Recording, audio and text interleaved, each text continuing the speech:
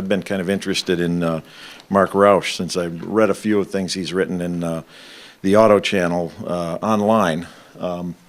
There's Mark. He co-founded the Auto Channel, which is they've got this. I didn't realize that this did this, but it's TACH, T-A-C-H. It's, it's kind of clever, I think.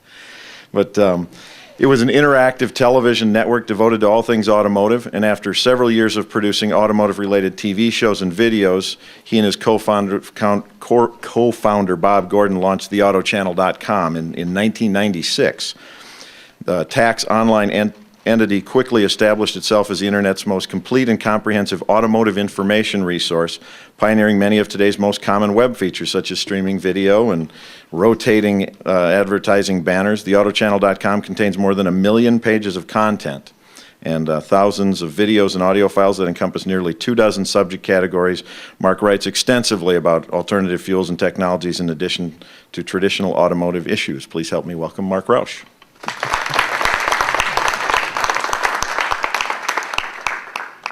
Well, it's great to be back in Kansas City. I was just here 38 years ago. But time goes so fast that it seems like it can't be more than a day over 37. But it's great to be here. What I would like to do to start with is to toast to everybody's health with some moonshine. And this is Cat Daddy 100% corn alcohol. And I have a drink that I concocted that I call America Libre. And so it's made with 100% American Pepsi or Coca-Cola, the 100% ethanol, corn alcohol, key lime, of course, key lime, and I don't have a stirrer. Smooth. Actually, it's very delicious. So, to your health, to your success, and l'chaim, as we say in part of my world that I come from. And if anybody would like to try some, I have plenty more. Plus, I have a second. I also have a Yankee Rita, which, as you can imagine, is a little like a margarita, except that instead of using tequila, again, we use 100% corn moonshine. And it's just as delicious. So I would suggest, to me, that's part of sort of the whole movement of what we have to do to get the word out. And I think what I'd like to say is you can't do that with gasoline. So I think you would literally die trying. How did I get here? How did we get here? As the introduction states, we are an automotive entity. We talk all about the subjects of automobiles.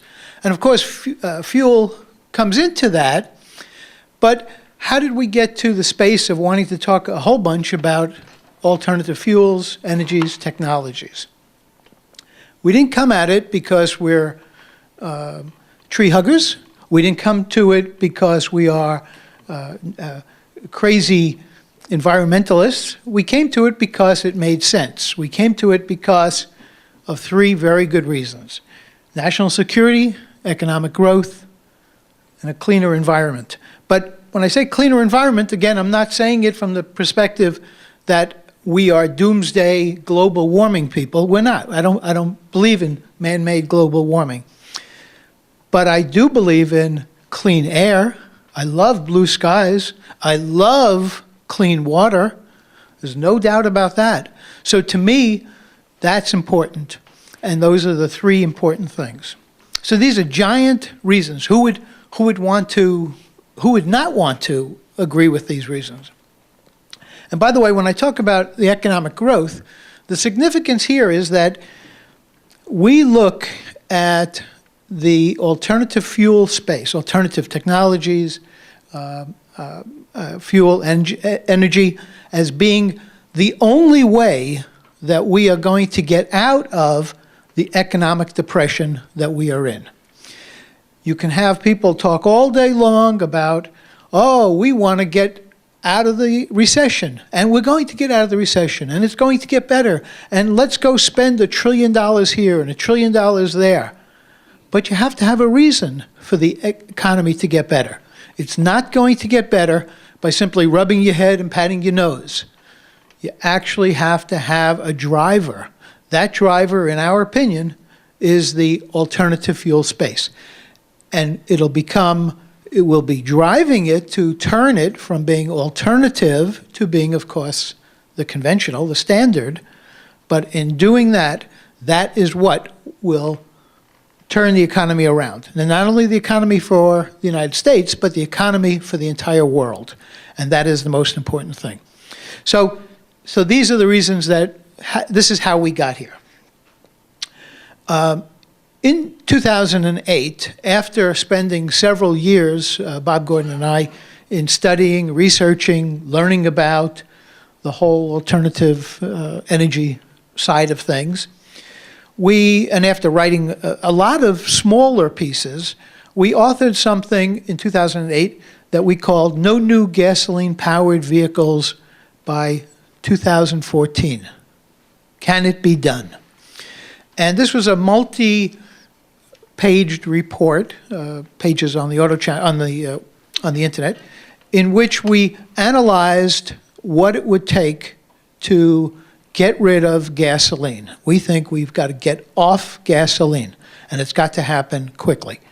So we looked at all the potential alternatives, and the second part of that authored statement that we came out with was no new gasoline-powered vehicles by 2014, how it can be done. And we wrote about and talked about how we were going to do that and how that could happen. Now, of course, in order for that to happen, and in order for that to happen in this kind of a time frame, basically it was a 5-year time frame, it means that the government has to make mandates. And that is one of the key problems and one of the key ingredients in order to try to do this. Ann Coren yesterday spoke about how the government did something really interesting, and that is that they mandated the end of analog television. And it showed, and she talked about it, how it shows that the government can, when it wants to, make mandates to make things happen. I think the other interesting thing she talked about was that it's generally an irrelevant transition. I believe that. I'm a television guy, I'm a broadcaster. But I think it's basically an irrelevant issue. You know, we're going to get rid of analog TV, we're going to have digital TV. Who cares? I mean, if you want to have a nice TV, have a nice TV. But they're going to mandate it, they're going to force the people, but it shows it can be done. So I say, I think it can be done. We just have to have a determined president, a determined Congress, determined lawmakers to try to make this happen. Now, it's often said that in part of this process, that to go to alternative fuels, to try to replace gasoline, it's said that there will be no single bullet solution. We're going to use all of these various types of different things. Well, we disagree with that. We think that there is one. We think there's one solution that can be used immediately and can, if we had the proper mandates, that we could get to a point of saying that by 5 years from today, we can have a mandate that says no new gasoline-powered vehicles after that point in time. And electric vehicles is not that answer, is not that solution. 2 years ago, also 2008, I attended a Ford conference. And at this Ford conference, they were showing some new product. And the speaker, in passing, mentioned, oh yeah, we're going to be getting involved in electric vehicles. But he said, we don't expect for the electric vehicles to really have any impact until 2020 to 2025. So of course, shook my head. I mean, that was 12 years, 17 years away. So when it came time for questions and answers, I said, excuse me, if you're going to wait 12 years, 17 years to get electric vehicles, you're going to be out of business. And he laughed, and everybody in the room laughed, right? Who would have thought that, major car companies were going to go out of business? Well, 2 or 3 months later, the 3 major car companies go on their trip to Washington, D.C. to beg for a whole bunch of money. And what was really interesting about that is that when they went to try to get $50 billion, it was about 6 or 8 weeks after Congress had approved $25 billion to be used by those same 3 car makers for future fuels, to do something with the cars. And you know something? Not one of those 3 car makers took any of that money. They didn't even respond to it. Or if they did respond to it, it either wasn't something that they wanted the press to hear or the American public to hear. But they did nothing about it. All they did was to say, well, instead we want $50 million to be doing the same old things that we've been doing. As an aside, one of the many asides that I'm sure I'll take through this, through my talk, as an aside, what I would say to you is that I wrote a piece at that time saying that who I thought should bail out the car companies are the gasoline companies. I thought that if they wanted $50 million to continue to produce gasoline-powered cars, $50 billion, who better than the gasoline companies to provide that funding? I think in normal course of business, if you are needing some money, you go to your people who benefit from you. And you might say, hey, could you help me out here? Certainly you go to your banks, but you might also go to the other people you do business with and ask them for funding, because after all, you're providing the products that's using their product. And if you recall, 2008, it was just right after Exxon had declared that they made a $40 billion profit for 2007. So you could almost say that Exxon itself could have paid for the entire bailout. But okay, didn't happen. So, as I say, we did a lot of research. We looked at everything. We love everything. We love CNG. We love propane. We love compressed air cars. I've seen a car, it's made in France, that you use compressed air to drive the pistons. It works. It really works. I've seen it. It looks very nice. It works. It's a fun little car. We looked at all of those things. Hydrogen, solar powered, everything you can imagine. We looked at a lot of algae. We've talked with a lot of people about the production of algae biofuels, which is a very exciting thing. But there's one thing that could be used now: ethanol, alcohol. And so we say there is one, and ethanol is that one. So again, go back to my slide from a few moments ago. We say national security, economic growth, cleaner environment. Ethanol could provide all of those things for the United States. In fact, it could provide that not just for the United States, so I don't want this to be as if it was just a jingoistic, pro-American talk. The truth is that it's true for every industrialized democratic country in the world. This would be true for them.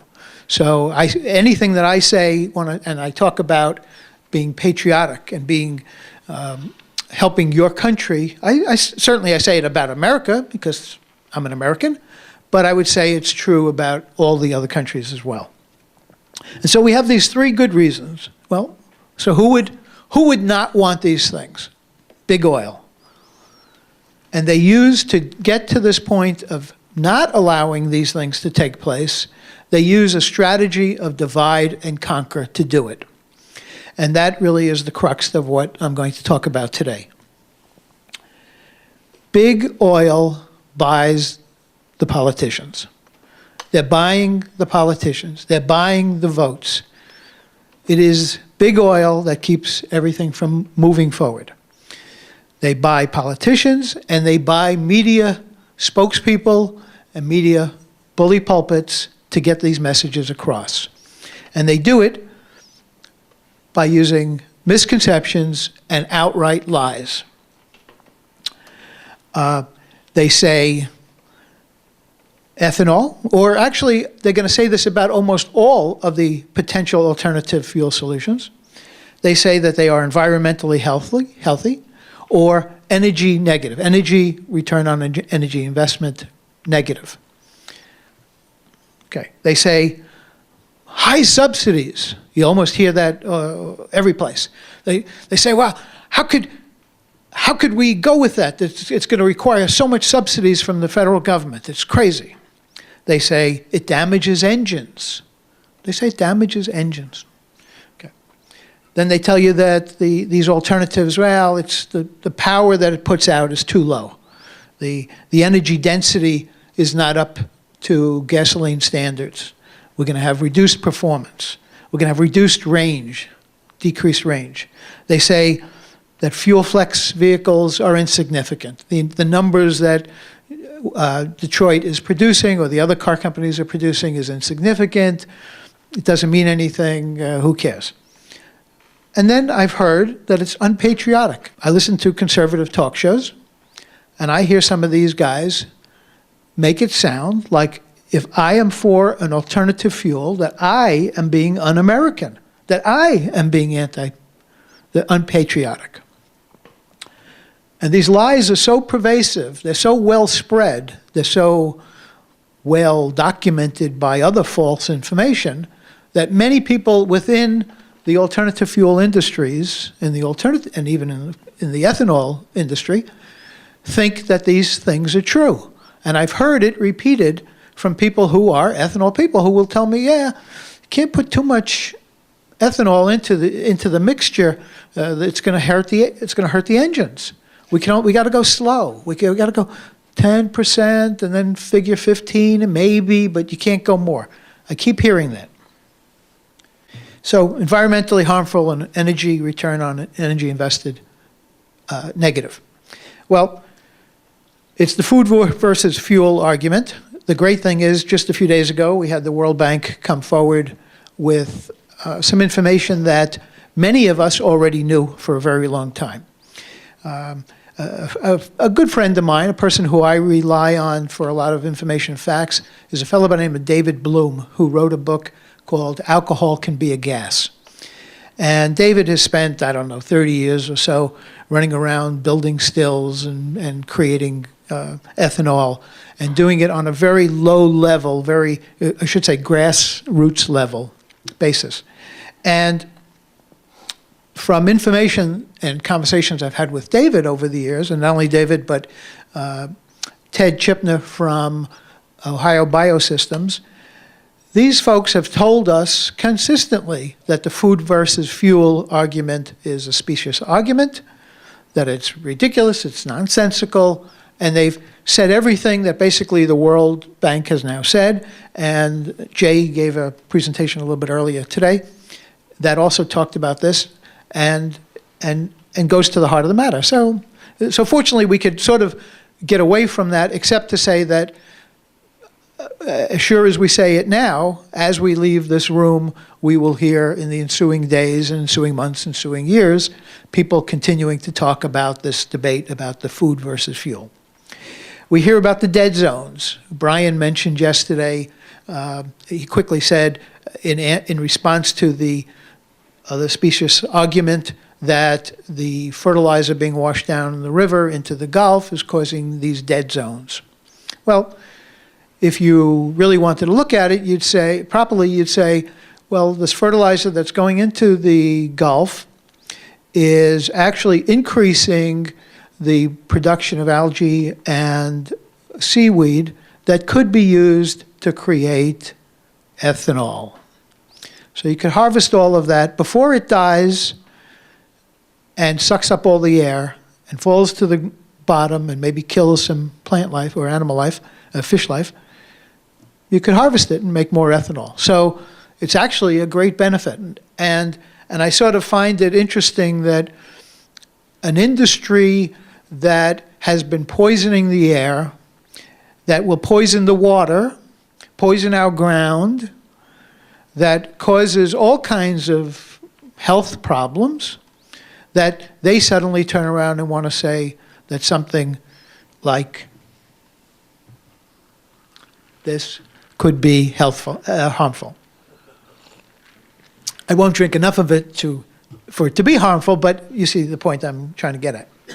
So I think the dead zone issue is such a silly thing. And then I think that on this energy returned on energy invested conversation and the criticism, that basically they are talking about faulty business models. To me, it would be like saying we should do away with forks. Forks are just no good. If you try to eat soup with a fork, it's just impossible. You're going to starve. You can't use it. And then you want to cut a steak. I mean, you want to cut a steak and you want to use a fork to cut a steak. It's crazy. Why even have that implement? We should do away with it. So to me, when I look at these business models that they talk about, that's what they're saying. They're making these, again, false statements based upon faulty business models. If it is too expensive, if it becomes too expensive to ship corn or corn ethanol from one part of the United States all the way to the other part of the United States, well, that's not where you should get your ethanol from. You should either get it from a raw material that is grown or produced in that part of the country you're going to use it in, right? So you shouldn't have these high transportation costs. You shouldn't necessarily be piping it through thousands of miles of piping that may cause evaporation, and therefore you're going to have loss of volume. It's a stupid business model. We say you should run the business model on the basis of how the dairy business runs their business. You produce from your locality, and that's where you get your ethanol from. So you save on all kinds of things. High subsidies. I hear this constantly. There's one particular person by the name of Jerry Taylor who is with the Cato Institute. Cato Institute, if you're not familiar, is supposed to be a very, very high-level conservative/libertarian think tank. And Jerry Taylor, when he was interviewed by John Stossel for a video about ethanol, said, if ethanol is so good, why does it have subsidies? Coincidentally, he did a second video a time later for Stossel having to do with nuclear energy. And his comment was, if nuclear is so good, why does it have to have subsidies? As if he's saying that these things alone get subsidies. Well, the truth is that the government, the United States government, and probably most other governments, have supported gasoline and oil far more than ethanol or CNG as a fuel, or propane, or algae, or wind energy, or solar, far more than any of those things will ever benefit from government subsidies. And it goes way back to the late 1850s when the government put an enormous onerous tax on alcohol, and they put a tiny tax on this new thing, petroleum oil, and specifically on kerosene.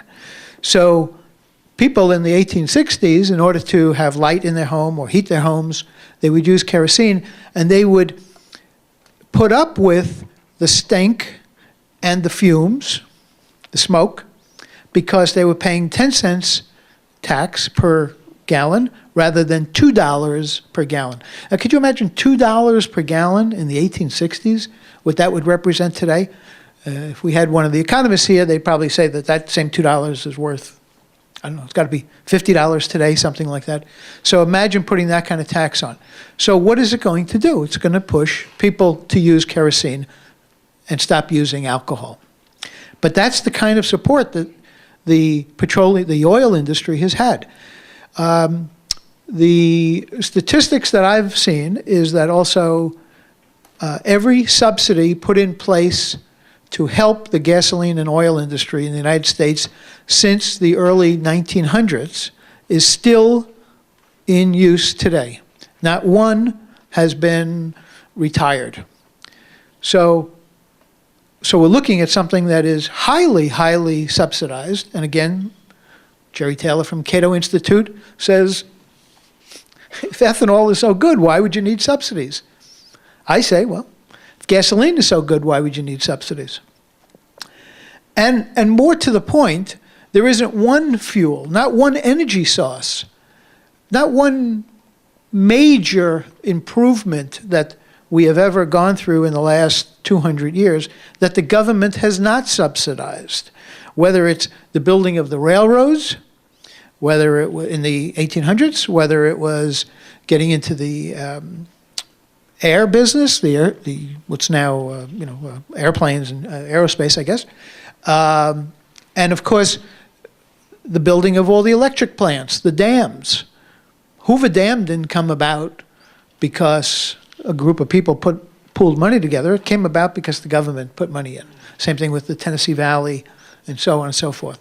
So there are always situations where there are subsidies, but a lot of people even run from this. Again, I've heard a lot of people on the alternative fuel side of the argument, when they are faced with the question about subsidies, they want to run. They sort of want to hide about it. They want to say, oh no, but we're gonna get off it in 3 years or 4 years or 5 years. It's not going to happen. You'll never get off it. But that's okay, because that's one of the things that the government should be doing, is helping to provide subsidies, helping to move things forward. And even as a libertarian myself, I would say, and theoretically as a libertarian, there should be no. We're going to say we don't want to have subsidies, but that's an unrealistic position to take. You have to have it. That's what you have government for. It's one of the reasons you want to have government. So it's an important thing. Damages engines. This is my favorite. There was a press release issued on July 21st by a group that refers to themselves as followthescience.org. In their press release, they said there needs to be more study before E15 is adopted, because ethanol burns hotter and it destroys engines. It damages engines. To begin with, ethanol does not burn hotter, it burns cooler. Secondly, it doesn't damage your engine, it cleans your engine. And so it is such a ridiculous argument that you only want to do a spit take. If you're drinking something, you want to shoot it out through your nose. But it's a ridiculous argument. They say it corrodes the engines and so on and so forth. I'm going to get to this in a few slides, but I'll give you the quick on this. All modern cars can use ethanol. They may not be able to use 99% ethanol, but they can use ethanol, and it will not damage the car. So it's a false argument. These other couple of names are companies that are, I think, big oil shills. One group called the Agribusiness Council, another group called Environmental Working Group, and another online entity that I think is just a shill for big oil called energytribune.com. And they use a catchphrase where they say, leading the debate, beating the street. I don't know what debate they're leading, because they don't offer a debate. All they do is print what I consider to be lies and misconceptions about not only ethanol, but all alternative fuels. I think what we have to watch out for are these companies that are really related to big oil in some fashion, to API or to big oil. Less power, that ethanol has less power, and they talk about less energy density. If you were going to take your garden hose and fill your gas tank, your fuel tank, with water, your car will not run. And if you do a bench test comparison between gasoline and water for which has better energy density, gasoline has higher energy density. There's no question about it. But you wouldn't use water in your fuel tank in that fashion. You would take your water and you would convert it to hydrogen, and then you would use it, and you would find that your energy density is equivalent, if not better, than gasoline. So the argument starts off with being, it sounds good to the novice, but it's completely not true. I got a press release, another press release came to us from a fellow by the name of Joe Boras, who is with a group called Switzer Performance. And Switzer Performance builds very, very expensive sports cars. They basically take existing Porsches or Nissans or Mercedes and various things like that and soup the cars up. Well, they took a car that was a 500 horsepower gasoline engine vehicle. And the person who brought them the vehicle had a lot of money and said, I want more. 500's not enough. So they did a few tweaks to it, and they brought it up to about 700 horsepower. He's not enough. They used E85, and they brought it up to 900 horsepower. Now, Joe's company issues a press release to us talking about this super car working on E85. So I called Joe. I've met Joe before on different things over the years, and I called him, and of course I knew sort of the answers to this, but I was asking questions for the purpose of stimulating the answer. So my first question was to Joe, why would you use E80, or why would you use ethanol? And he said, why in God's name would you not use ethanol? And I said, well, but it damages the engines. And he said, damages the engines? What are you talking about? If it damaged an engine, do you think we would put it into a $300,000 sports car? We put it in because it helps the engine, because it's going to use less oil, because it's going to burn cooler. He goes through all these things. And he said to me, Mark, why are you asking me these things? So then, as an off the record, I said, Joe, the reason I'm asking you this is because this is the nonsense that you hear. And I wanted to get a truthful reading from you. So that was his truthful reading, that it's cheaper, it's domestic, it's cleaner. When they do their dyno testing with the cars, he said, if you try to do the dyno testing we're doing with a gasoline vehicle, everybody has to wear gas masks, and we have to have the whole place very well ventilated. He said, we could do it with using the ethanol, and that doesn't happen at all. So I said, well, why don't you use E99? And he said, because I can't get it. You know, we go down to our local guy. This company, by the way, is in Ohio. And he said, well, we get our fuel from a local provider, and the highest that their local provider has is E85. He said, if we could get E99, we would use E99. Okay. So what we have found, and what I've learned, is that ethanol-optimized engines will perform at least as well, if not better, than gasoline engines. I was privy to some testing that David Bloom did on a Camaro. The Camaro is owned by Daryl Hannah, the actress Daryl Hannah.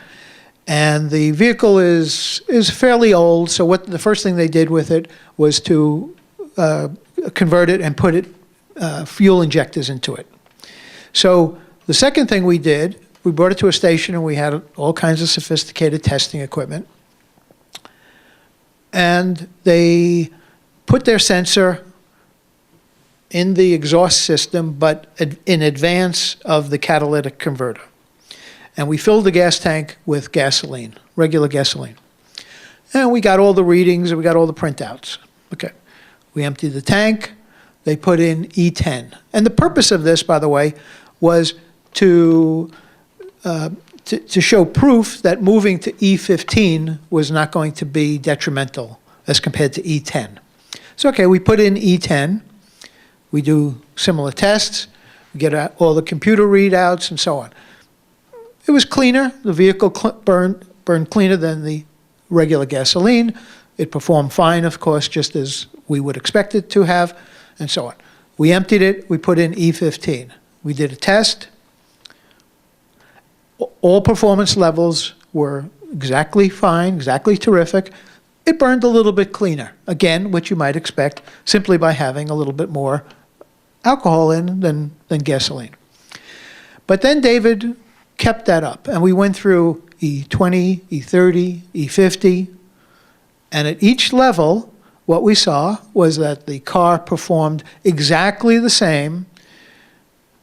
The only difference was that in each readout, they burned cleaner. Each readout was better. We finally got to E85 on a vehicle that is not a officially badged flex fuel vehicle, and we put E85 in. Boy, hey, was it going to even start? Well, of course it started. Did it run? Of course it ran. We ran all the tests. It's fine. It's terrific. It's beautiful. But there was one shocking thing. Without the exhaust even going through the catalytic converter to burn off the particulates, it showed that it almost meet California standards, and this was done in California. It almost meet California standards for a car with a catalytic converter, just by simply burning E85. Yeah. Now, I knew, because David had done these tests prior to me showing up with my video camera, that he had done this extensively. So, of course, we knew, we knew it was going to be good. And it was. I get, hopefully not too many people will see this video that we're taping. And I say that because I get cars from all the car manufacturers. I put E85 in the cars. But hopefully they will never see this, because if they see it, they may get angry at me. I put it in. You're not supposed to. And these are not flex fuel vehicles, right? So-called flex fuel vehicles. Nothing happens. I mean, it starts, it runs, it accelerates down the highway, it gets me from point A to point B, nothing happens. One thing happens sometimes, the engine light goes on. And so, actually, I'm going to step back for a second to damages engines. When you break down this nonsense about ethanol damaging engines, what actually happens, how they got to that argument is the following. You put ethanol in your car, your engine light comes on. You freak out, or your spouse freaks out. You run to the repair shop. You say, oh, the light's on, the sky is falling. The guy said, I don't see anything wrong with it. So you say, well, I put some ethanol in. He says, oh, well, that's it. He said, the sensor in the engine isn't smelling what it should smell, so that's why the engine light came on. Don't worry about it. Forget it, right? So you forget about it. So you drive. So 50,000 miles later, you've been driving around with your little engine light on. Some people put a little, paste a little something over it so they don't have to see it. And so what happens is 50,000 miles later, something really goes wrong with your car.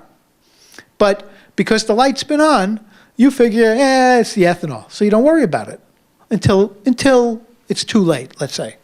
So now you go into the shop and they say, oh, well, look, your belt was this, your vacuum was that, whatever the problems could be.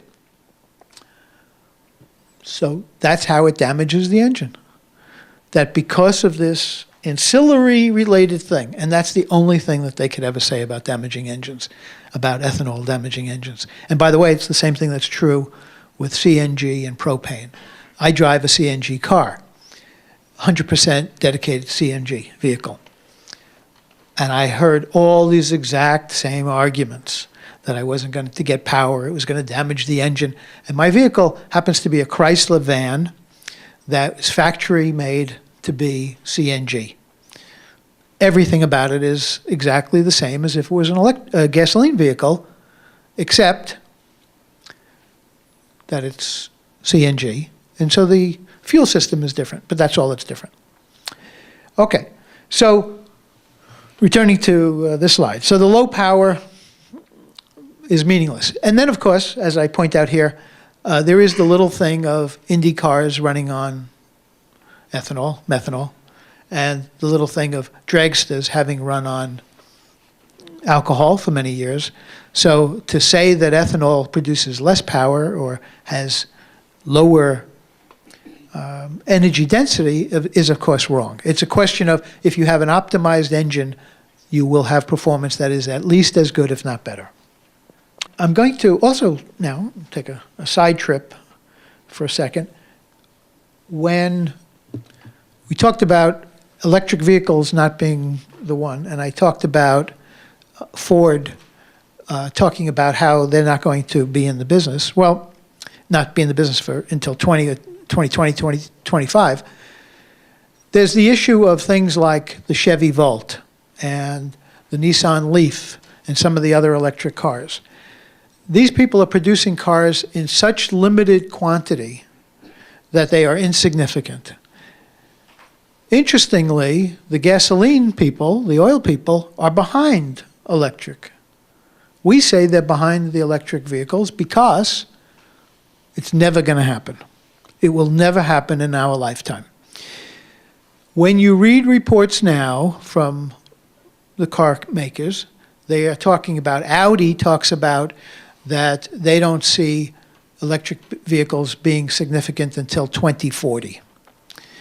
Some of the other car companies say 2050. We read one government study that says 2090.